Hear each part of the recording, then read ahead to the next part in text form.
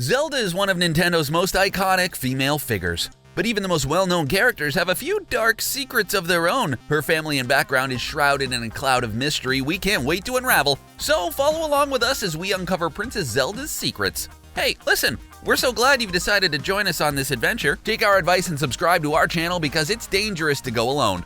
Click that bell to be part of our notification squad and have a NAVI of your own. Without further ado, here are 8 dark secrets you never knew about Princess Zelda. She's a master of disguise. Probably one of the biggest debates centering around Zelda is whether her disguise as Sheik is female or male. In all honesty, it could go either way since we know Zelda has the magic to transform herself, so it isn't too much of a stretch to consider she has used magic to change into a completely different person. On the other hand, she could have just been wearing male clothing the whole time and posing as a guy. Either way, her ability to disguise herself is pretty invaluable in most of the Zelda franchise. The main reason Zelda has to disguise herself throughout the series is for her own well-being. Both her disguises have been pretty influential. As Sheik in Ocarina of Time, she was basically a ninja who teaches you songs in order to advance, and she, or he, depending on what you think Zelda has become, helps Link and is an important asset along the way. Then one of our favorite disguises is Tetra in Wind Waker. We can't help but love and adore Tetra even though she can be a bit bossy and headstrong. Tetra also proves Zelda is such a master of disguise that she's even fooled herself into thinking she was someone else. If you could see Zelda disguised as someone else, who or what would you like to see her disguised as in the next game? She's incredibly powerful.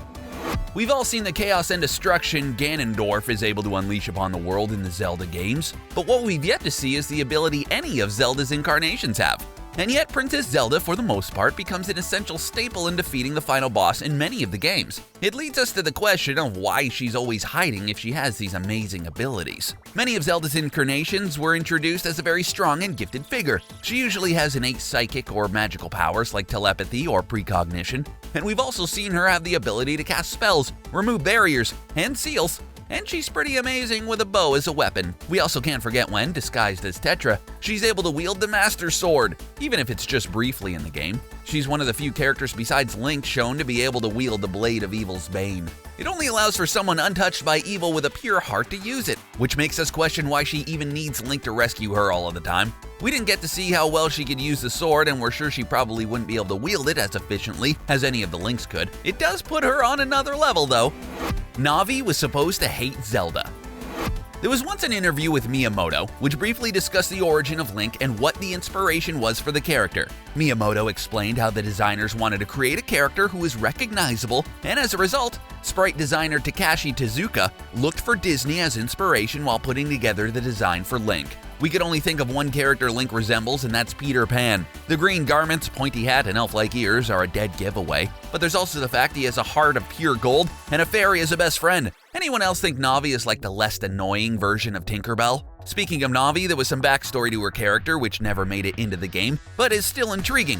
Navi was supposed to have developed a crush on Link as their story progressed. She's also going from a form of hatred towards every Zelda incarnation, not because Princess Zelda was an evil character, but because she wanted Link all to herself. It would have been a cool little addition to the story, but the games are so complicated and adding girl problems to Link's already substantial list of issues didn't seem like a good fit. So Miyamoto tossed aside the idea. Although we would have loved to see the comical twist of Navi hating Zelda for all the wrong reasons, we're kinda glad because she may have just become as annoying as Tinkerbell was in Peter Pan. Zelda is many different royal female characters.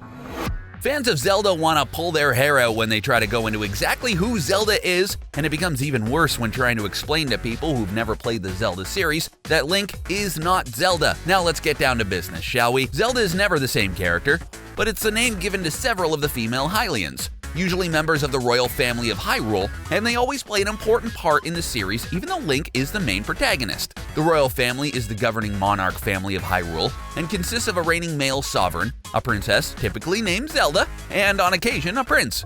No queen has been introduced in the games, although we do get a brief mention of Zelda's mother in The Legend of Zelda Breath of the Wild. Hyrule has some pretty dark secrets of its own, including the fact that it broke out into a Hyrulean civil war as tribes warred over the all-powerful Triforce. But, finally, the king of Hyrule united all the tribes under the banner of the Hylian royal family. Is this a video on Zelda or Game of Thrones? One of the biggest mysteries of the game is Zelda's mother's death, as it has been claimed it was either accidental or an illness since it came on suddenly.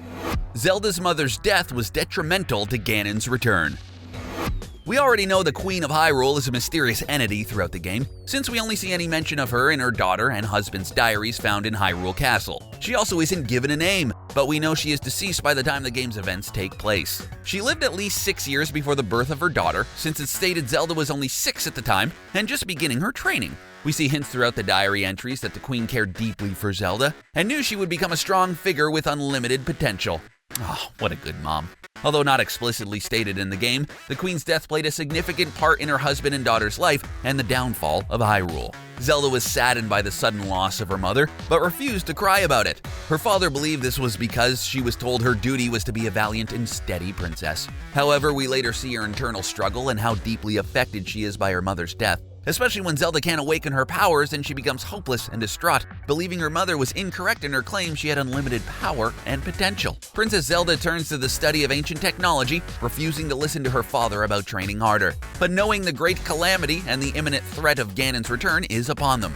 Her father is killed and Hyrule is thrown into utter chaos. Since Zelda struggled to awaken her powers partially because of her mother's death, it contributed to the fall of Hyrule and becomes an integral part of the Zelda series. The Prince of Hyrule continues Zelda's legacy.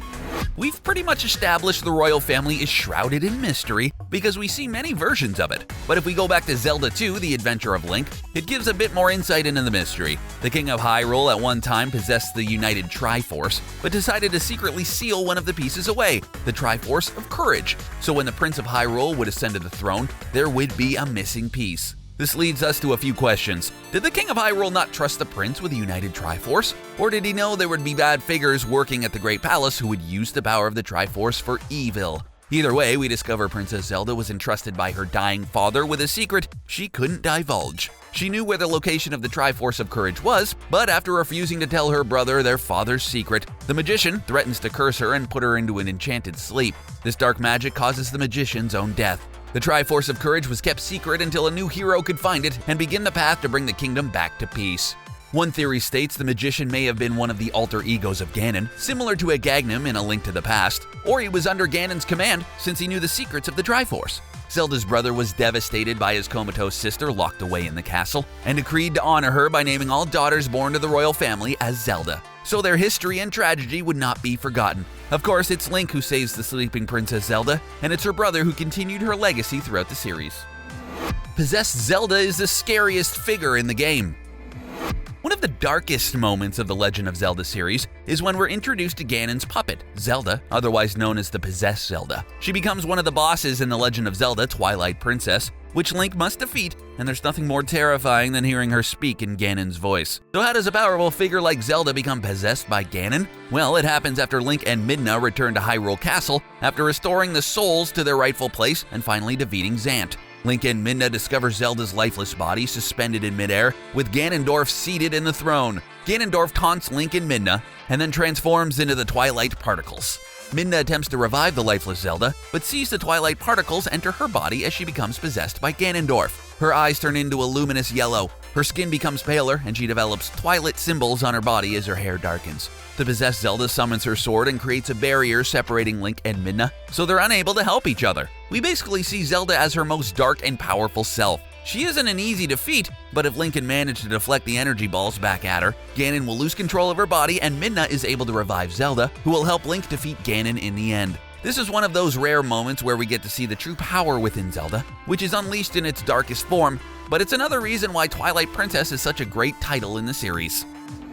Zelda gets stereotyped as a damsel in distress by Nintendo. The most frustrating part of Zelda is that we already know how useful she is to Link by playing previous titles, where her role in helping him becomes essential in defeating Ganon. What becomes so bothersome, though, is her lack of screen time in most of the games. We already know she's powerful enough to wield a part of the Triforce, and she could easily finish and solve most of the puzzles of the game and defeat the bosses. Yet, we need Link to save her and be the true hero. Nintendo most likely underutilized Zelda's powers because there would be an outcry by fans who enjoy Link being the hero. After all, he has no backstory and barely speaks, because he's an easy way for players to step into the role of the hero, and if Link is always changing, Nintendo found it pointless to give him much of a backstory. The worst part with Zelda is her best character representations are in disguised characters like Tetra and Sheik, where she appears to be powerless, and Link doesn't even know it's Zelda who's helping him. It's a way for Nintendo to balance both Zelda and Link's powers. But if you're going to make Zelda a descendant of a goddess, then why give her such limitations? It's almost too early for Ganon to capture her, which is just another point in the game which becomes bothersome, and, as the Zelda series continues, there's an outcry for a title game which will either allow players to play as Zelda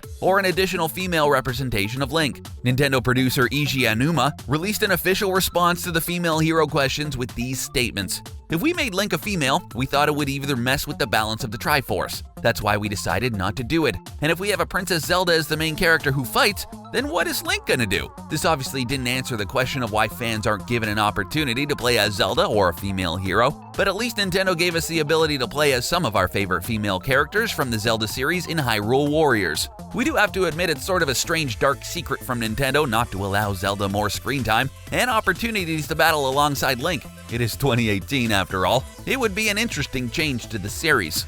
We hope you enjoyed checking out some of Princess Zelda's secrets with us. What are some others we may have missed? Do you feel Zelda should star in her own game? Let us know in the comment section below. As always, remember, it's dangerous to go alone. Take this, and don't forget to join us next time. Thanks for watching.